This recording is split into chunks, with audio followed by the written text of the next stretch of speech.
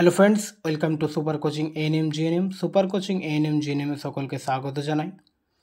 আজকে আমাদের টপিক হচ্ছে জীবাণু বা মাইক্রোবস।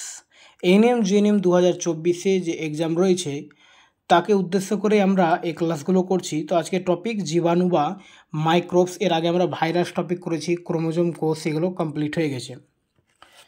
তো জীবাণু বা মাইক্রোবস আমরা কি কি পড়ব? প্রথমে পড়ব আমরা জীবাণু বা মাইক্রোবস কি এবং কোনগুলোকে আমরা জীবাণু বা মাইক্রোবস বলি, জীবাণু বা মাইক্রোবস কে আবিষ্কার করেন।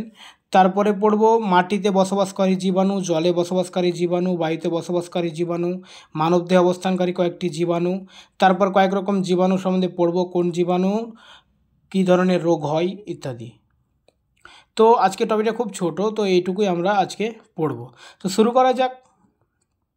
যারা নোট করতে চাও তারা নোট করে নিতে পারো, খাতা পেন নিয়ে বসো এবং নোট করে নিও। এই টপিকগুলো খুব ইম্পর্টেন্ট টপিক এবং কিভাবে কোশ্চিন আসে সেগুলো আমি তোমাদের ক্লাসের মধ্যেই বলছি। তো বলছে 1676 খ্রিস্টাব্দে হল্যান্ডের বিজ্ঞানী লিভেন হিক, বা অনেক সময় বইয়ে লিভেন হক লেখা থাকে, নিজের তৈরি অণুবীক্ষণ যন্ত্রে সর্বপ্রথম জীবাণুর অস্তিত্ব প্রমাণ করেন। কত খ্রিস্টাব্দে? 1676 খ্রিস্টাব্দে লিভেন হিক নিজের তৈরি অণুবীক্ষণ যন্ত্রে সর্বপ্রথম জীবাণুর অস্তিত্ব প্রমাণ করেন। যে সমস্ত অতি ক্ষুদ্র এবং এককোষী বা বহুকোষী জীবদের খালি চোখে দেখা যায় না, অথচ কেবলমাত্র অণুবীক্ষণ যন্ত্রের সাহায্যে দেখা যায়, তাদেরই আমরা জীবাণু বা মাইক্রোবস বলি। জীবাণু নানা রকমের হয়, যেমন ব্যাকটেরিয়া, প্রোটোজোয়া, শৈবাল, ছত্রাক, রিকেটসি, অ্যাক্টিনোমাইসিটিস, স্পাইরোকিটিস, মাইকোপ্লাজমা ইত্যাদি। জীবাণু মাত্রই কিন্তু রোগ সৃষ্টি করে না। যেসব জীবাণু রোগ সৃষ্টি করে তাদের রোগজনক জীবাণু বা প্যাথোজেনিক জীবাণু বলা হয়, এবং যে সমস্ত জীবাণু রোগ সৃষ্টি করে না তাদের নন প্যাথোজেনিক বা রোগজনকহীন জীবাণু বলা হয়। কিছু কিছু জীবাণু মানবদেহে এবং অন্যান্য উদ্ভিদ ও প্রাণীদের মিথজীবী রূপে বসবাস করে, যেমন রাইজোবিয়াম, এসরিকিয়া, কোলাই ইত্যাদি। এগুলো হচ্ছে মিথজীবী জীবাণু। তো অবশ্যই এই পয়েন্টগুলো মনে রাখতে হবে। নন প্যাথোজেনিক, প্যাথোজেনিক এবং কয়েকটি জীবাণুর নাম, কে প্রথম আবিষ্কার করেন, কত সালে, এবং কিছু মিথজীবী জীবাণুর নাম। তারপরে আমরা দেখব মাটিতে বসবাসকারী জীবাণু। তো কোশ্চিন আসে বা ক্যাটাগরি 2 এর কোশ্চিনগুলো এখান থেকে আসবে, যে কোন জীবাণু, মাটিতে বসবাসকারী জীবাণুগুলোর নাম, জলে বসবাসকারী জীবাণু। তো মাটিতে বসবাসকারী জীবাণুর নাম রয়েছে অ্যাজাটোব্যাক্টর, ক্লস্ট্রিডিয়াম, নাইট্রোসোমোনাস, নাইট্রোব্যাক্টর ইত্যাদি। এগুলো হচ্ছে মাটিতে বসবাস করে। জলে বসবাসকারী জীবাণু ভিব্রিও কলেরি, যেটা কলেরা রোগের জীবাণু, অবশ্যই মনে রাখবে, অনেকবার পরীক্ষায় এসেছে। সালমোনেলা টাইফি, টাইফয়েড রোগের জীবাণু, এন্টামিবা, আমাশা রোগের জীবাণু ইত্যাদি। এগুলো হচ্ছে জল বসবাসকারী জীবাণু। তারপরে কিছু জীবাণু আছে বায়ুতে বসবাস করে, যেমন মাইক্রোকক্কাই, অ্যাক্টিনোমাইসিটিস ইত্যাদি জীবাণু। এগুলো প্রায় 22,000 ফুট উচ্চতায় ভেসে বেড়াতে পারে এই জীবাণুগুলো। তারপরে আমাদের মানুষের দেহে বা মানবদেহে অবস্থানকারী কয়েকটি জীবাণু রয়েছে, যেমন চামড়াতে জীবাণু দেখতে পাওয়া যায় স্ট্রেপ্টোকক্কাই ও স্টাফাইলোকক্কাই। মুখবিবরে দেখতে পাওয়া যায় স্ট্রেপ্টোকক্কাই দেখা যায়, ডিপ্লোকক্কাই দেখা যায়, মাইক্রোকক্কাস দেখা যায়। শ্বাসনালীতে দেখা যায় নিউমোকক্কাই, করনি ব্যাকটেরিয়াম ডিপথেরি ইত্যাদি।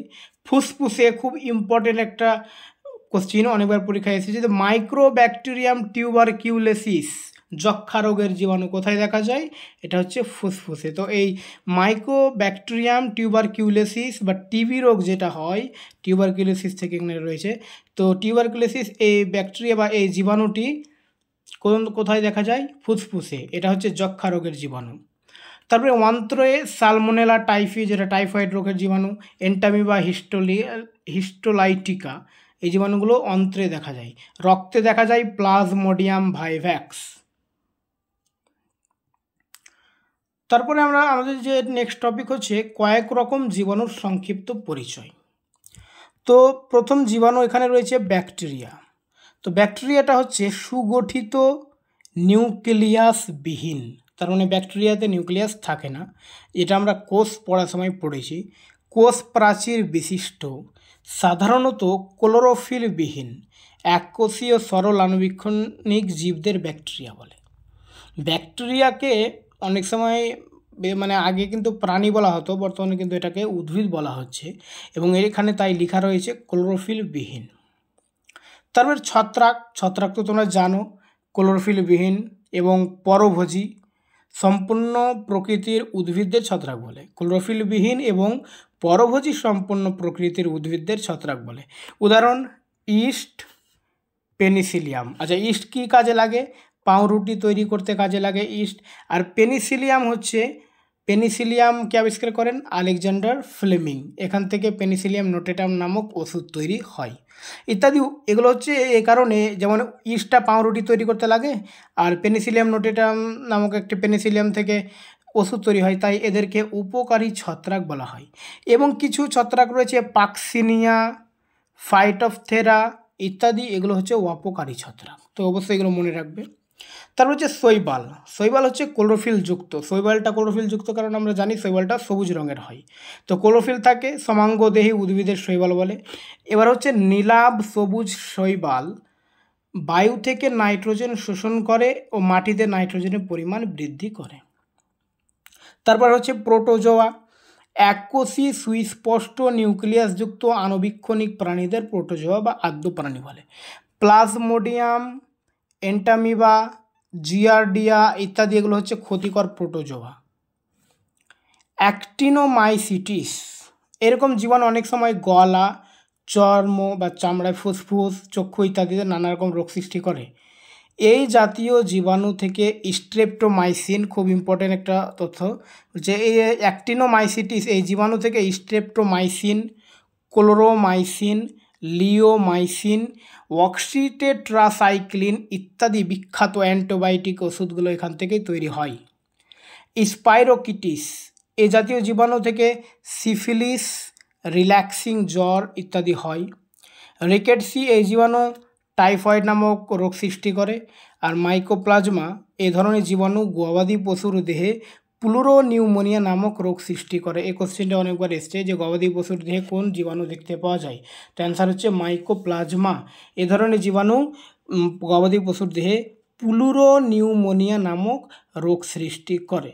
তো আজকের একটা ছোট টপিক ছিল। এরপরে আমাদের নেক্সট টপিক আসবে ব্যাকটেরিয়া, ঠিক আছে। তারপর প্রোটিস্টা, ছত্রাক, এগুলো আমরা আস্তে আস্তে সব টপিকগুলো কমপ্লিট করব। অবশ্যই ভালো লাগলে অবশ্যই তোমরা ভিডিওটা একটু শেয়ার করে দিও। ওকে, থ্যাংক ইউ।